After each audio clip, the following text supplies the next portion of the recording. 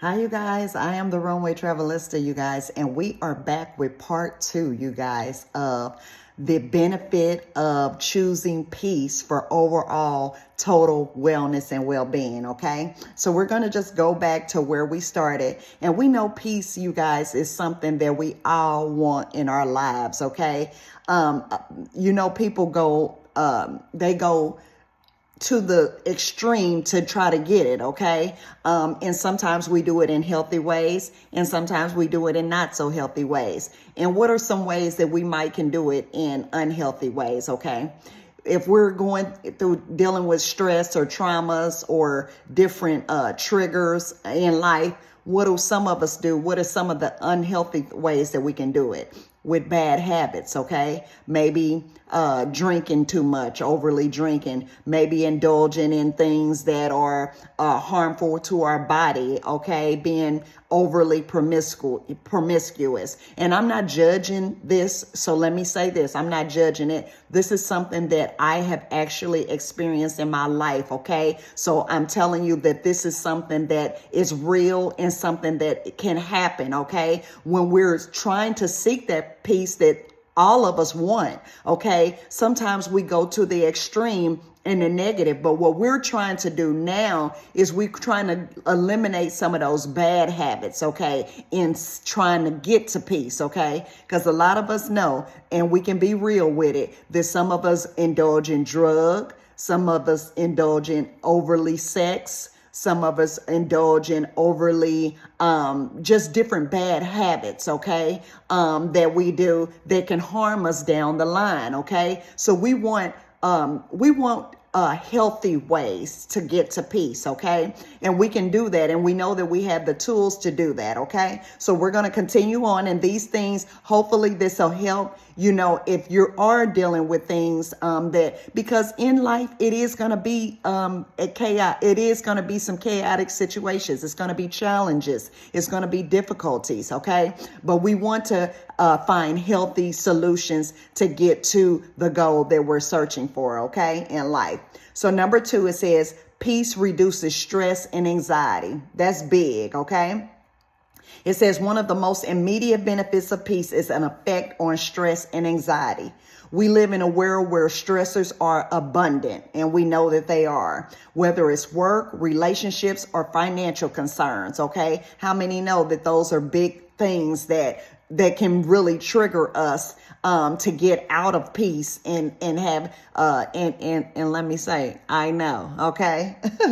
So it says chronic stress is one of the most damaging factors to our health. So we know that this in turn, having that stress, if we don't have peace, it's gonna affect our physical health as well, okay? So not just our mental, our physical, okay? And that's when we start getting sickness and ailments, okay?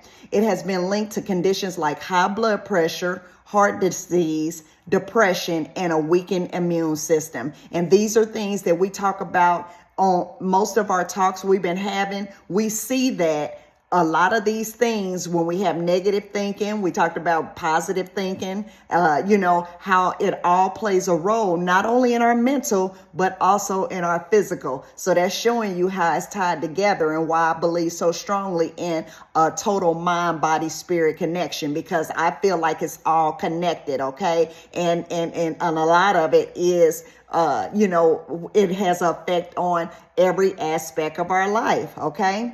It says choosing peace, on the other hand, is a natural antidote to these stressors, okay? And this is something, you guys, in life, some people know my story. I have dealt with a lot of challenges in life, just like you or anybody else. But the thing that I have tried my best to practice on doing, and that's what we call that fight or flight. I made myself. I talk to myself. I was telling myself, okay, you're going to get peace. And maybe that's why I did keep bumping my head, because it's something that I was striving for. Okay. I didn't want to take the easy road out. And I don't even want to say it in that term, the easy road, but I didn't want to, I really wanted to get to the place of where I'm not fighting for peace, but I am peace. I can be the peace that I want, that I so seek. Okay. So that's the goal that we're trying to get to, everybody. At the end of the day, we don't want to fight or flight. We don't want to fight to get peace. Okay. And some of you may be where I stood. Okay. And that's why I think it's good to talk about it, because then again, we don't want you bumping your head. And even myself, even now, I still have to, when things come up, but I do have better tools now, so when things do come up, I'm like, okay, this happened before and I'll get over it just like everything else. So I don't have to fight that thing. I don't have to war with it. I can just be peace. And that's the ultimate goal, you guys, is for us to not just have to fight for peace, but we want to just be peace. Okay. All right. So it says, by actively seeking moments of calm and practicing relaxation techniques such as meditation, and you know how I talked about meditation, different things that we can do. Is it everything? No, we're still going to have triggers. We're still going to have things to come up, but we have things that we can do, to calm us, okay, for the moment where we don't go out and make the wrong decisions or poor decisions or make things that we will regret, okay? It says when you are peaceful, your body shifts from a state of fight or flight. Okay. So we talked about that. That's a big deal. We want to shift from fight or flight. We don't want to fight or flight. Okay. But we want rest and digestion. Okay. That's where I say we can just be peace. And what is being peace? We at rest. Our mind is at rest. Okay. That's a beautiful thing, you guys. And that's why we have the tools. We can do it for ourselves. Okay.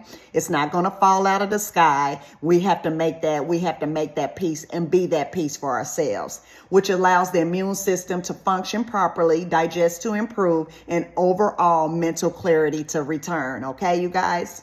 So number 3, it says enhance emotional intelligence and resilience. Okay. So a lot of things are still coming up that, when we're talking about this, it gives us some of the same synopsis on, the different talks that we have. But it says peace fosters emotional intelligence, the ability to recognize, understand, and manage our own emotions while recognizing and influencing the emotions of others. When we are peaceful, we tend to be more self-aware, okay? Better at controlling our emotion responses and more empathetic towards others. That's a good thing, you guys, because when you're positive, how many know that, okay, if you're in a room and you're peaceful, okay, you're going to attract that peace, okay? And others are going to see that peace in you, and that may want them to strive to have that same peace, okay? That same positive attitude, okay? So you can shift not only yourself, but you can shift the room or shift wherever you go when you show up, okay? By just being that person, okay?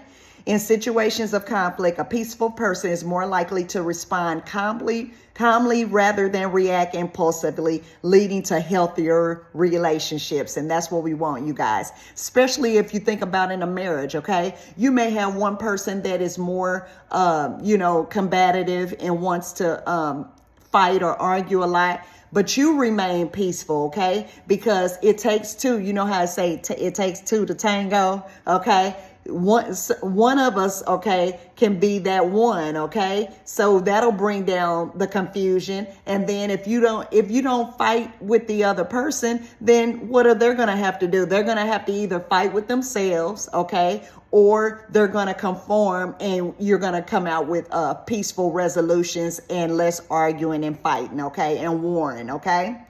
It says, additionally, peace allows us to embrace forgiveness, both for ourselves and others. Forgiveness releases emotional burdens that can lead to prolonged stress and resentment. Okay. Because we know that when we don't forgive, okay, which is I'm big on that, and we're gonna have a talk about that too. Like they gave me something to talk about. But when we don't forgive, we're holding in that we're not releasing that thing, and we're holding on to that anger, and we really don't know that we're living in a state of chaos and perpetual unrest and not peacefulness, okay, when we don't forgive. So that's something too, but we'll come on. That'll be another topic, you guys. Okay, so it says contributing to improved mental and emotional health. Number 4. Okay, so we're going to stop here, you guys. We're going to have a part 3, and then we're going to be concluding this subject we're talking about, you guys. Okay, stay tuned for part 3.